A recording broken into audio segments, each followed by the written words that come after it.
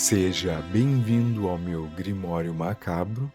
Eu sou o Tio Scorpion e agora contarei as histórias tiradas das profundezas do Reddit. Faça sua oração, acenda uma vela e vem com o tio.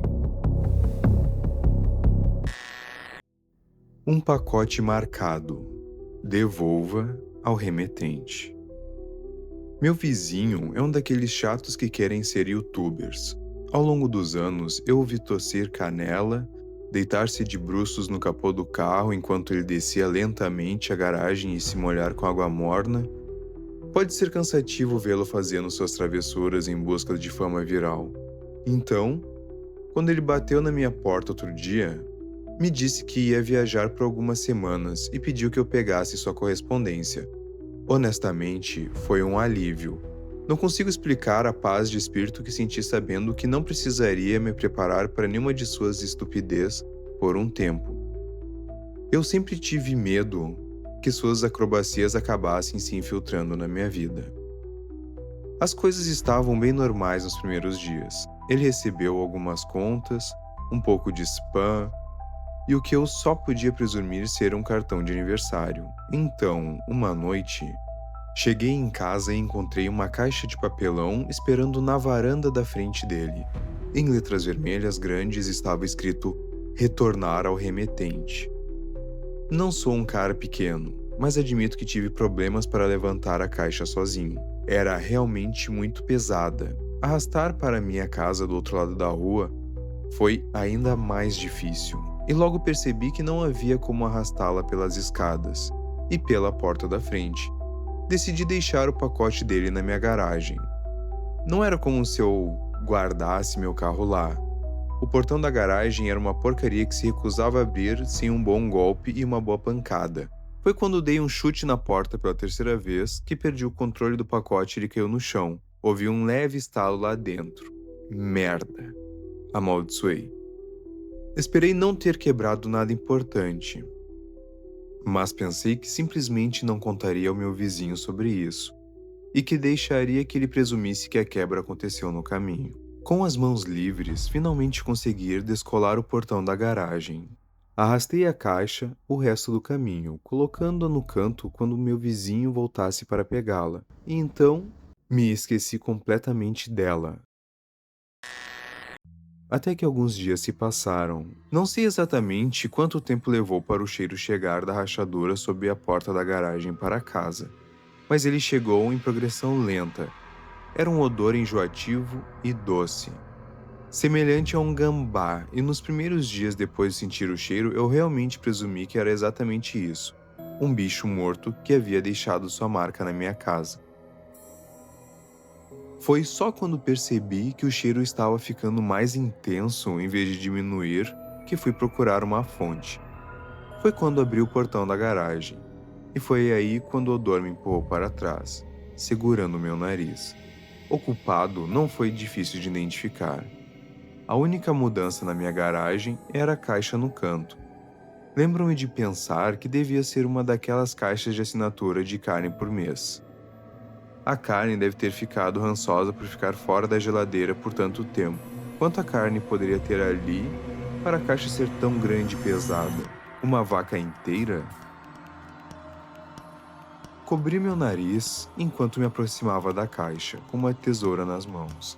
Provavelmente não precisaria delas para abri-la, pois ela havia ficado encharcada o suficiente na parte inferior para ser perfurada por um dedo. Mas não enfiar meu dedo em sucos de carne estragada. Esse fundo encharcado foi o motivo pelo qual eu tive que abrir a caixa em primeiro lugar. Se eu tentasse arrastá-la inteira, tudo iria derramar no chão. Eu teria que despejar os pedaços de carne em um saco de lixo de cada vez e levá-los para o lixo, um processo que eu não estava ansioso para fazer. Minha tesoura rasgou a fita adesiva na parte superior da caixa de papelão. Achei que o cheiro não podia piorar, mas ao virar as abas, descobri uma gama totalmente nova de fedor. Era como abrir um forno em chamas, mas em vez de uma onda de calor, eu recebi por ondas de urina, suor, defecação e putrefação.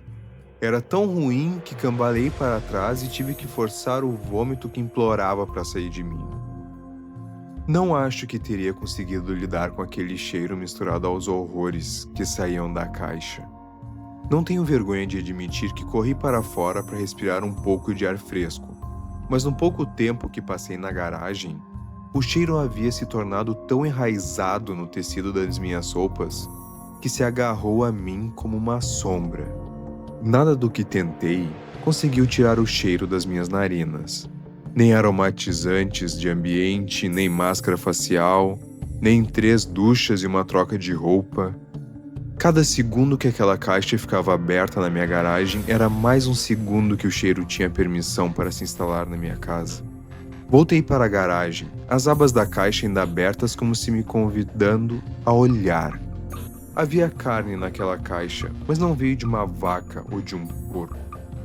Não, era pior do que isso. Era meu vizinho, morto, ainda inteiro, mas morto. Chamei a polícia e, naturalmente, eles me levaram para interrogatório. Afinal, é meio difícil não suspeitar do cara com cadáver na garagem. Felizmente, eles logo perceberam que eu não estava envolvido. Meu DNA pode ter estado por toda aquela caixa. O cheiro pode ter deixado uma marca em toda a minha casa. Mas havia uma prova irrefutável nas mãos do meu vizinho que provava minha inocência. Uma câmera de vlogging. Eles me mostraram as imagens apenas uma vez. Não sei se eles tinham permissão para isto, ou só se sentiram tão mal por mim que acharam que não faria mal. De qualquer forma, eu vi. Meu vizinho estava sentado na caixa do lado de fora de uma instalação de envio, rindo enquanto contava ao mundo como ia se enviar pelos Estados Unidos. Ele havia levado garrafas de xixi, comida, um travesseiro e algumas lanternas. Seu amigo, um cara que já tinha visto na casa dele várias vezes para ajudá-lo com suas acrobacias, fechou a tampa e provavelmente o deixou para o envio. Nas próximas horas, ou dias, honestamente não sei, meu vizinho gravou alguns clipes curtos sobre seu progresso. Acho que estou em um caminhão agora. Consigo sentir ele se movendo. Deve estar em um depósito. Está bem quente aqui. Ainda tenho bastante comida. Na última entrada, a caixa caiu. Ele quebrou o pescoço e foi isso. A câmera gravou até que o cartão de memória ficasse cheio ou a bateria morresse. Há uma coisa que não contei à polícia. Depois que eles me mostraram o vídeo. Uma coisa que eu vi na filmagem que me assombrará até o dia da minha morte. Logo após a queda que quebrou seu pescoço, ouvi o som familiar do portão da minha garagem rangendo.